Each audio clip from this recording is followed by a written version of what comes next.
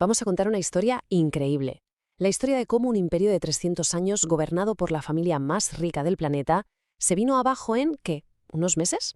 Esto no es una clase de historia, ¿eh? Esto es un thriller de verdad, lleno de poder, traición y una revolución que, literalmente, cambió el mundo para siempre. Y claro, la pregunta del millón es, ¿cómo? ¿Cómo es posible que algo tan gigantesco, que parecía eterno, se derrumbe así a esa velocidad? Bueno, pues vamos a ver qué pasó. A ver, mirad esta foto. Son los Romanov, en 1914. Ahí están, el zar Nicolás II, su mujer Alejandra, sus 5 hijos. Parecen una familia normal, ¿verdad? Pues no.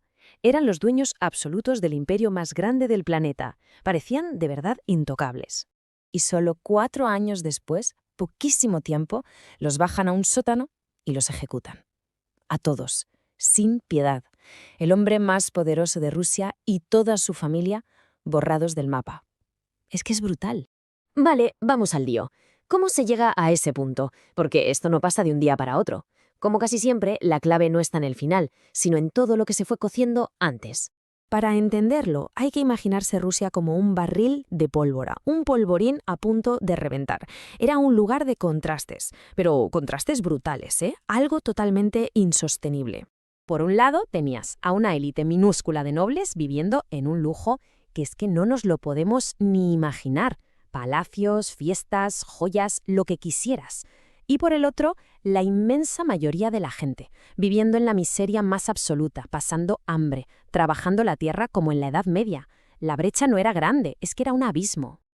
Y ojo al dato, para que nos hagamos una idea de la escala. El 80% de la población eran campesinos, el 80%. Gente con poquísimos derechos, casi ninguno, atados a la tierra. Y arriba del todo, ¿quién estaba? El zar Nicolás II, un hombre que de verdad creía que Dios lo había puesto ahí para gobernar con poder absoluto. No le rendía cuentas a nadie, ni al pueblo ni a un parlamento, solo a Dios. Estaba, vamos, en otro planeta, completamente desconectado de la realidad de su gente. Y aquí va el primer dato sorprendente, que esto es de película. La zarina, Alejandra, estaba totalmente influenciada por un místico, un personaje llamado Rasputín. La gente decía que tenía poderes, que curaba.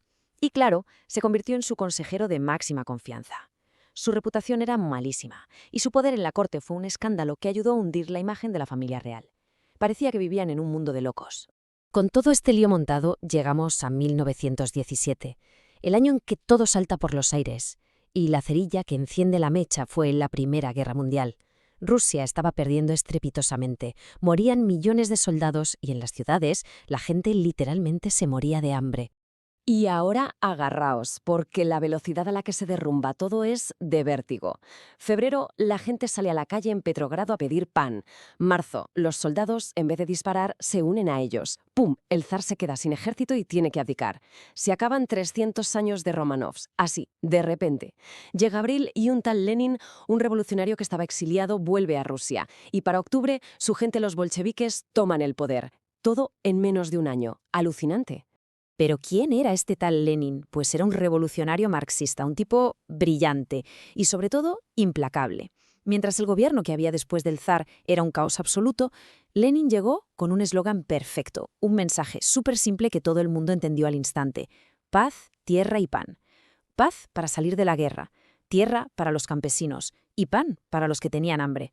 Era justo lo que la gente necesitaba oír. Y aquí viene otro dato que es una locura. ¿Sabéis cómo volvió Lenin a Rusia? Pues lo metió a Alemania en un tren blindado y lo mandó para allá. Alemania, el enemigo de Rusia en la guerra. ¿Por qué? Pues porque querían que montara un pollo monumental, una revolución, para que Rusia se saliera de la guerra y así ellos tuvieran un frente menos. Es una de las jugadas de estrategia más bestias de la historia, de verdad. Y lo que pasa después es sorprendente. Porque el gran momento de la revolución, el famoso asalto al Palacio de Invierno que hemos visto en 1000 pelis, pues no fue esa batalla épica que nos contó la propaganda. ¿La realidad? El gobierno que había era un desastre, estaba ya hundido. Los bolcheviques tomaron el poder con una facilidad que asusta. Básicamente la puerta estaba abierta y entraron. Claro, que una cosa es llegar al poder y otra muy distinta es mantenerlo. Y la revolución no trajo la paz, ni mucho menos. Lo que trajo fue una de las guerras civiles más salvajes y sangrientas que se recuerdan. La cosa quedó así. Por un lado, el Ejército Rojo, el de los bolcheviques, que luchaba por su nuevo mundo comunista. Y por otro, el Ejército Blanco, que era una mezcla rarísima de gente. partidarios del zar, liberales, gente que no tenían nada que ver entre sí, pero que compartían una cosa: odiaban a muerte a los comunistas. El país se partía en dos y se mataron entre ellos durante años. Y para ganar, Lenin no se anduvo con chiquitas. Desató lo que se llamó el terror rojo. Creó una policía secreta, la checa, y su trabajo era aplastar a cualquiera que se opusiera. Arrestos, torturas, ejecuciones. El plan era gobernar a través del miedo. Y vaya, se lo consiguieron. Millones de personas fueron víctimas de esa brutalidad. Y ahora va el dato más trágico, la ironía más cruel de toda esta historia. La revolución, que había prometido pan para todos, acabó provocando una guerra y una hambruna que mataron a millones de personas. Murieron muchísimos más rusos en este periodo que en la Primera Guerra Mundial, de la que tanto querían huir. Es terrible. Entonces, después de toda esta sangre y destrucción, ¿qué quedó? ¿Cuál es el legado de todo esto que literalmente sacudió los cimientos del mundo? Pues de las cenizas del viejo imperio ruso nació la Unión Soviética, la primera superpotencia comunista de la historia, y su existencia marcó todo el siglo XX. Dio paso a la Guerra Fría, esa lucha mundial entre comunismo y capitalismo que casi nos lleva a todos por delante. Y con todo esto sobre la mesa, llegamos a la gran pregunta final, la que todavía hoy genera debate. Al final, ¿la Revolución Rusa fue una liberación para el pueblo o simplemente fue cambiar un tirano por otro? La respuesta no es nada fácil. ¿Qué pensáis de todo esto? Nos encantaría leer vuestras reflexiones.